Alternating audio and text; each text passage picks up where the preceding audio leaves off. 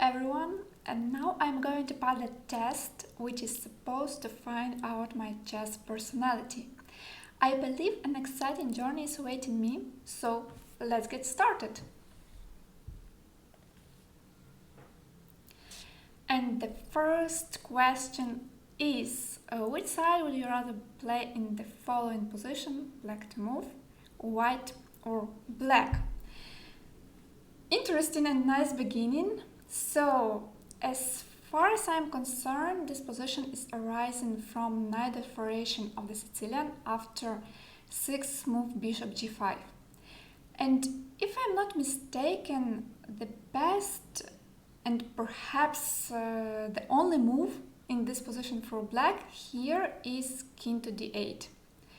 And Angel's evaluation is something like the position is completely equal, but angels are not humans and mere mortals are not machines. The game is in a full swing and the position is quite complicated. However, I am the person who prefers to attack rather than to defend, therefore I am choosing A. When you play in tournaments, do you usually score with consistent results or do you often perform on the extremes, either really well or really poorly? I'm likely to be the one who has pretty consistent results, so it's A again.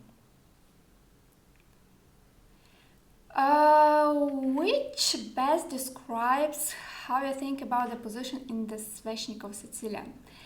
Black has given up a critical important square d5, or black has lots of potential counterplay with the bishop pair and the f5 pawn break. Okay, this is the tabia and both statements can be correct. I have tried to play this position from both sides, but since I have more games played with black color, I will pick answer B. Which statement is closer to the truth? I bring my best game when facing opponents I dislike, or I don't really notice my opponent. I would say I can't say that I don't notice my opponent, but this option is more true than the first one. Black has just played g5. Your first instinct is to take on g5 or retreat with the bishop to g3. My first instinct is to take on g5, and had I got this position in the blitz or even a rapid game, I would have sacrificed without hesitation. If I had more time, like in case I played a classical game, I would have tried to calculate the lines. But I feel that even for a classical game, knight g5 is quite good. White's attack after knight takes g5, a takes g5, bishop takes g5 looks very promising.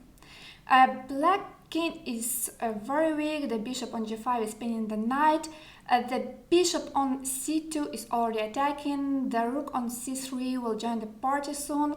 I mean, white will have a possibility to play e4 and regroup the rook to g3 or h3 or f3.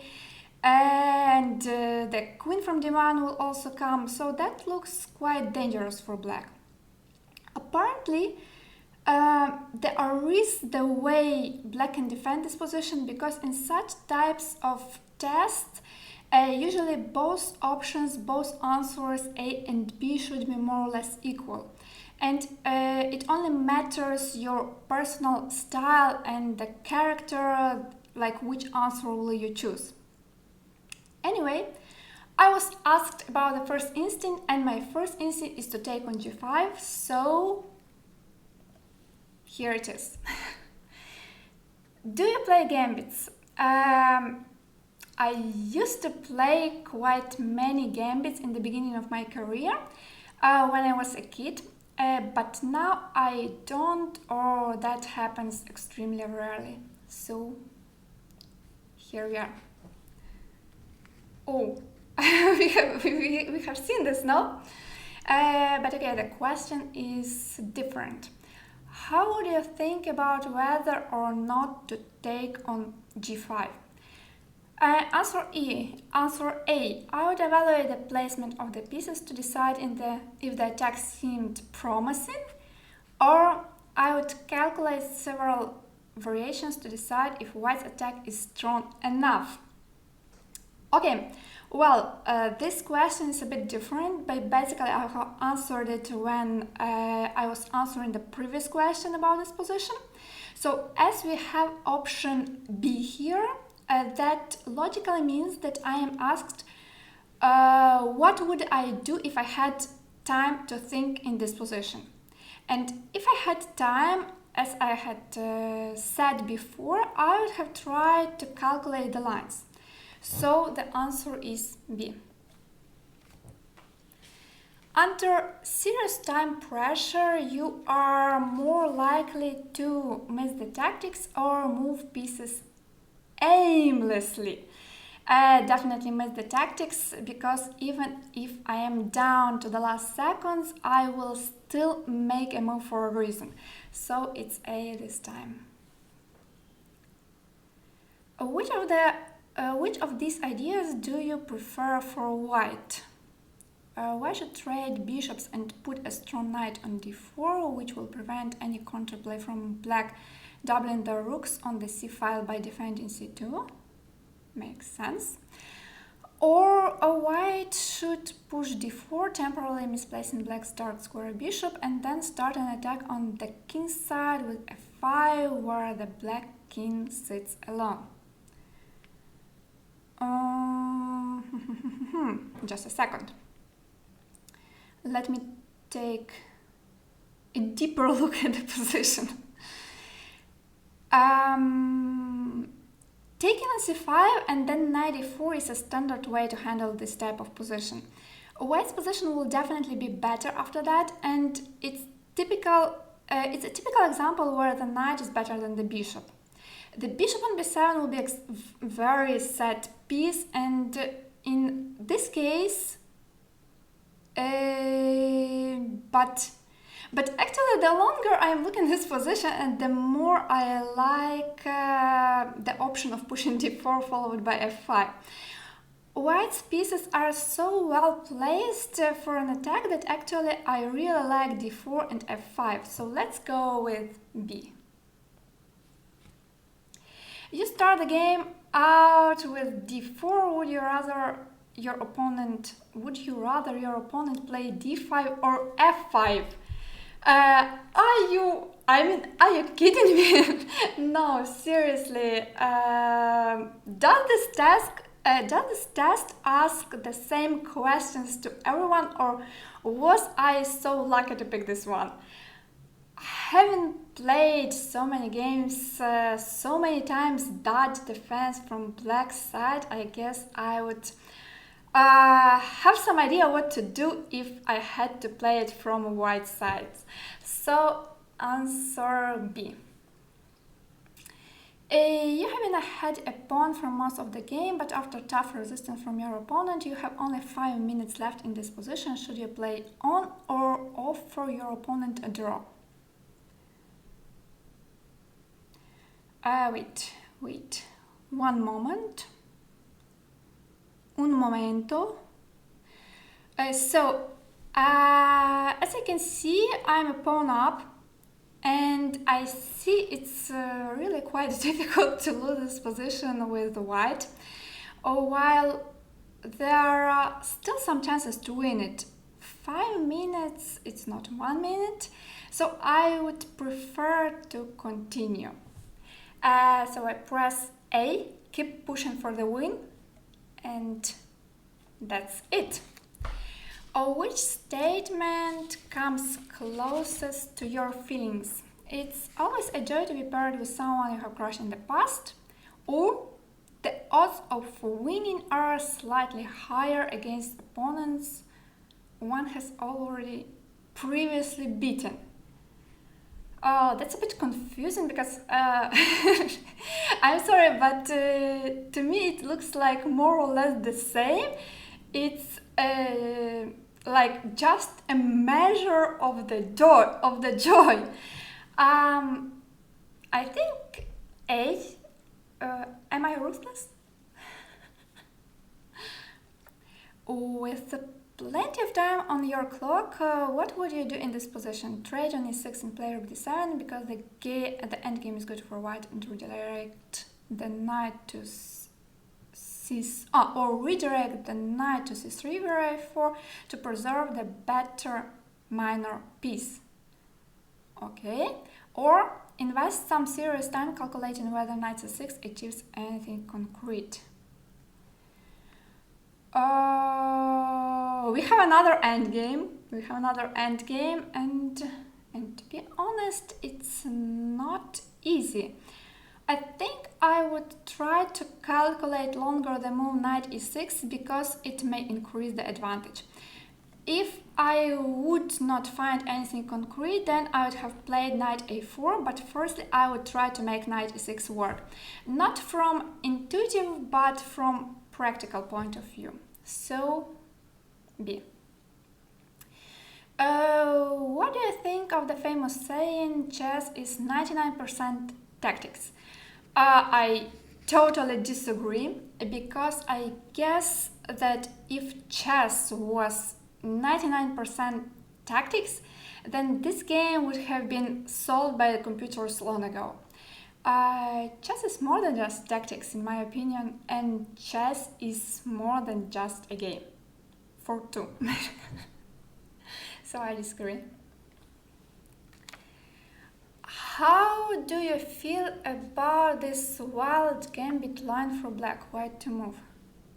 No way, am I trying to lose, or I like my chances and this will definitely mess with my opponent? Oh my gosh, what's happening here? I have to think for a while, just a little bit. No, really, I mean, what is this? Black has a full control over the center. Black is ahead in development. The queen on h3 is under the attack, but wait. Do I understand correctly that white is a rook up? A rook and a pawn up, actually. I think that rook and a pawn, that's a lot.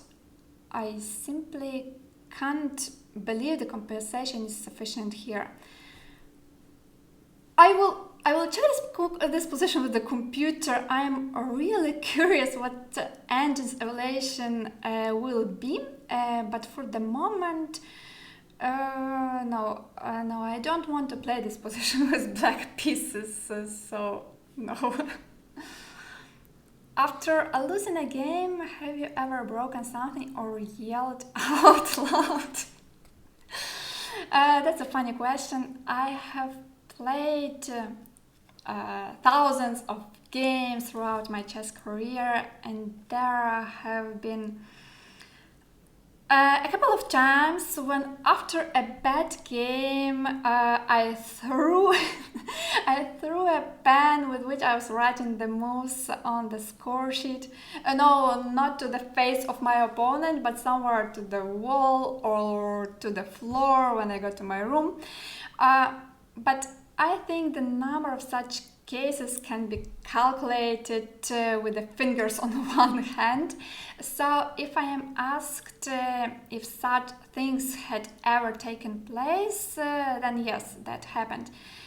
But at the same time, this manner of behavior is so untypical for me that I simply can't answer B, so it's A.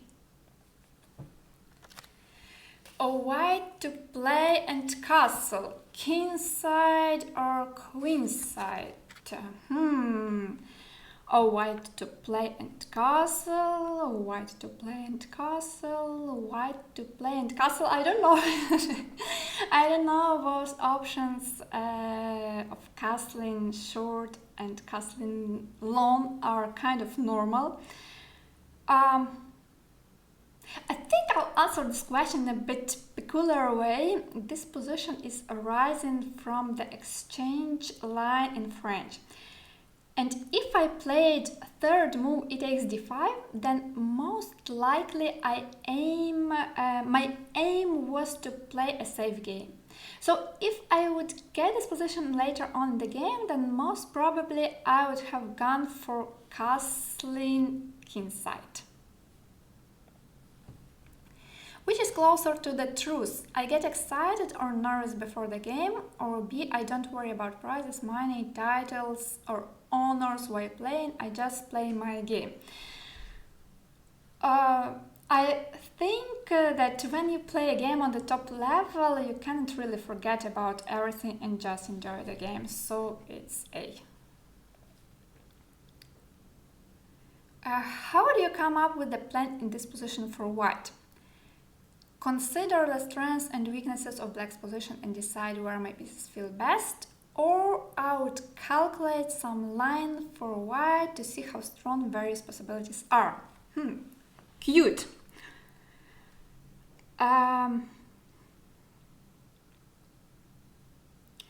Looking at this position, I would say that before f5, before black played f7, f5, I could kind of think about the plans. But the move f5 makes everything much more concrete. So I believe answer B is the answer that is closer to the truth, in my case. Oh, and this is the last question, yeah? Oh, and a nice one. Which is harder for you to do? Identify my advantages and build in a plan, or trade a good position for a strong attack? My answer will be B, and I'd like to explain a little bit. Sometimes things are going really well in the game, and you look at your position and realize that this move is definitely leading to advantage, that move is also leading to advantage, and you kind of start a bit too complacent. And in this moment, sometimes I'm saying we because that actually happens quite often to the players of all levels. So we prefer to keep this advantage instead of trying to risk to achieve a bigger advantage. This topic is very, very difficult because during the game we don't know, nobody comes to us and kind of say, okay, now please spend more time, calculate this line because there is a good concrete possibility. Or from another side, nobody comes and say, hey, play quicker, just make a good move, keep your advantage and save your precious minutes for the later stage of the game. So that's really not easy, and that's why I would pick B. And let's take a look at the results. Oh, assassin? Did I pronounce it right? Is it like a killer? Robert James Fisher is an assassin. Wow. To be honest, I've never thought we have similar chess styles. So let's check what's written here. Let's check. Assassins are all about controlled aggression. They tend to play sharp opens, especially first move e4 as white, and look to attack the opponent's king. But their attacks are not wild or careless. Everything is still governed by the objective demands of the position and exit calculation. Assassins tend to play against the pieces rather than against the opponent. They want to alter their own play to try to take advantage of the opponent's psychology.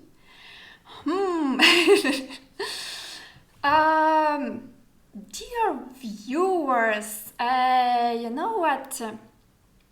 I'd like to tell you that this test is really good, And thanks to people who prepared it. At least in my case, my playing style was described quite precisely. I didn't believe I would see this result, to be honest. But once again, in my opinion, the test was formed really very, very well and the questions were interesting. Hey, do try this test yourself. I will leave the link to it in the description to this video. And yeah, please write down in the comments which type of chess personality you are. That would be awesome. What else do we have here? Information about Robert James Fischer, 11th world chess champion. And what else? And recommended openings. Roy Lopez for white, Sicilian defense, Najdorf and King's Indian for black. I do play Roy Lopez with white, but I don't have many games played in Najdorf and King's Indian with black. I will think about it. I will definitely think about it.